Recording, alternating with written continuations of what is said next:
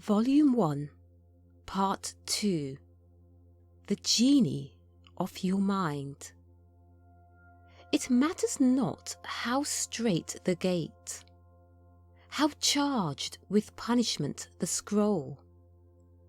I am the master of my fate.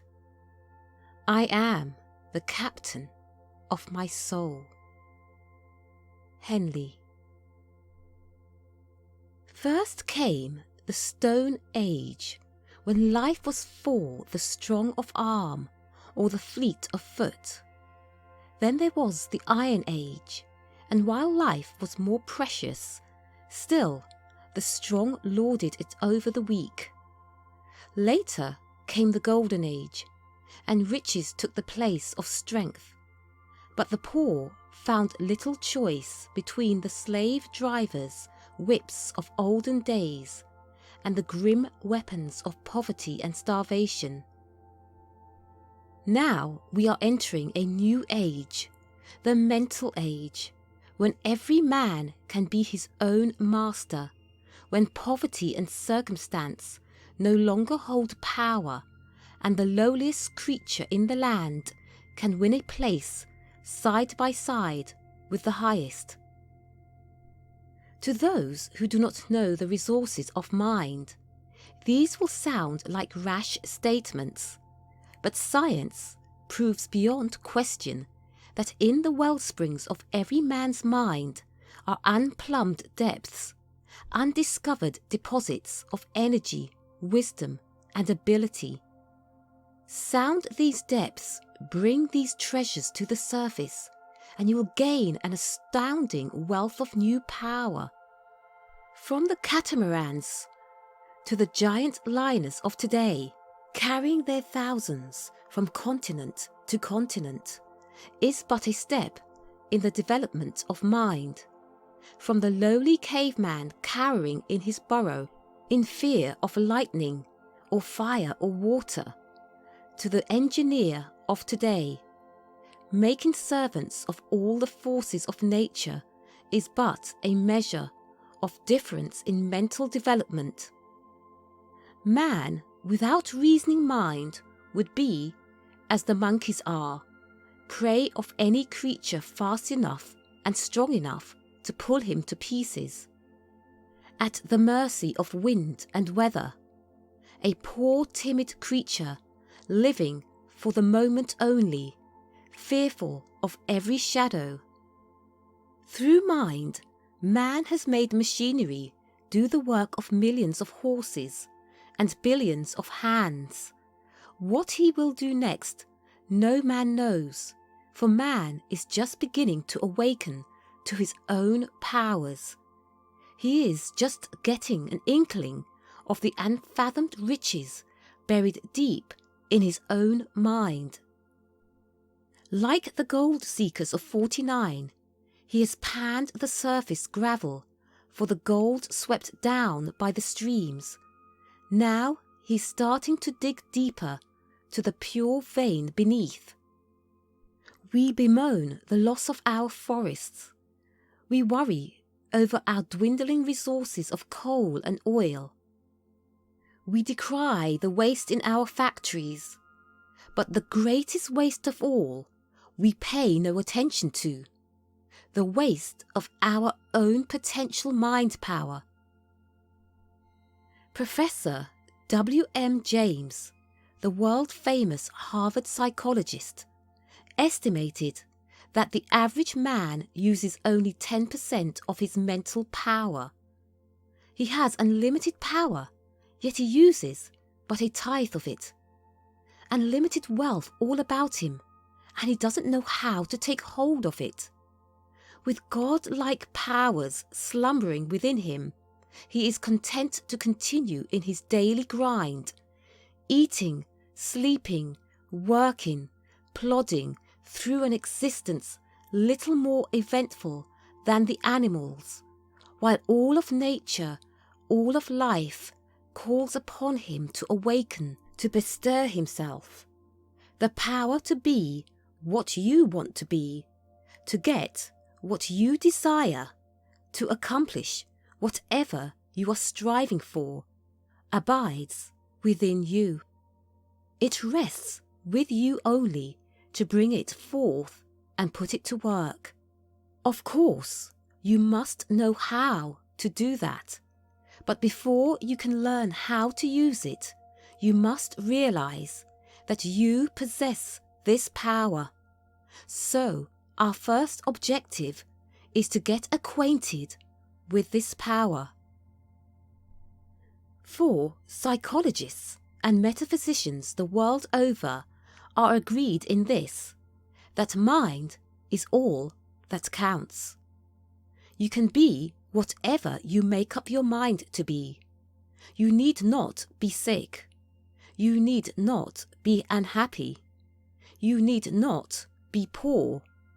You need not be unsuccessful.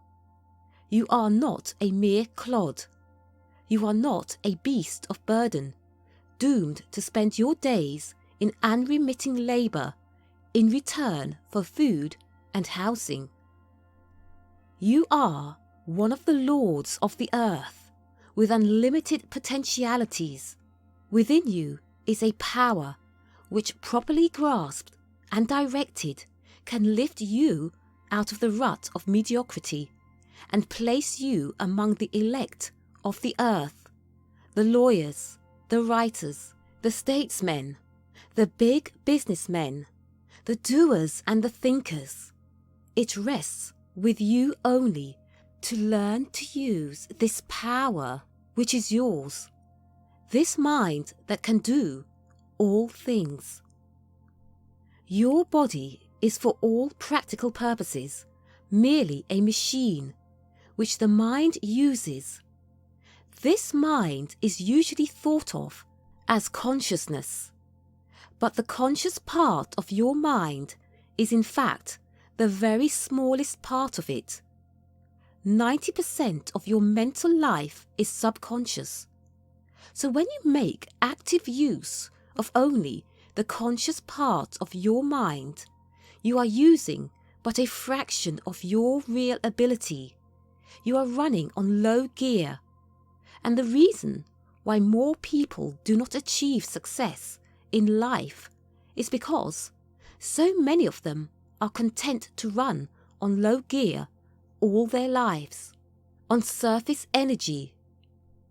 If these same people would only throw into the fight the resistless force of their subconscious mind, they would be amazed at their undreamed of capacity for winning success. Conscious and subconscious are, of course, integral parts of the one mind, but for convenience sake, let us divide our mind into three parts: the conscious mind, the subconscious mind, and the infinite, subliminal, or universal mind. The conscious mind. When you say, I see, I hear, I smell, I touch, it is your conscious mind that is saying this, for it is the force governing the 5 physical senses. It is the phase of mind with which you feel and reason, the phase of mind with which everyone is familiar. It is the mind with which you do business. It controls, to a great extent, all your voluntary muscles. It discriminates between right and wrong, wise and foolish. It is the generalissimo in charge of all your mental forces. It can plan ahead and get things done as it plans, or it can drift along haphazardly, a creature of impulse at the mercy of events, a mere bit of flotsam in the current of life. For it is only through your conscious mind that you can reach the subconscious and the universal mind. Your conscious mind is the porter at the door, the watchman at the gate. It is to the conscious mind that the subconscious looks for all its impressions. It is on it that the subconscious mind must depend for the teamwork necessary to get successful results. You wouldn't expect much from an army, no matter how fine its soldiers, whose general never planned ahead, who distrusted his own ability and that of his men, and who spent all his time worrying about the enemy instead of planning how he might conquer them. You wouldn't look for good scores from a ball team whose pitcher was at odds with the catcher. In the same way, you can't expect results from the subconscious when your conscious mind is full of fear or worry, or when it does not know what it wants. The one most important province of your conscious mind is to center your thoughts on the thing you want, and to shut the door on every suggestion of fear or worry or disease. If you once gain the ability to do that, nothing else is impossible to you, for the subconscious mind does not reason inductively. It takes the thoughts you send into it and works them out to their logical conclusion.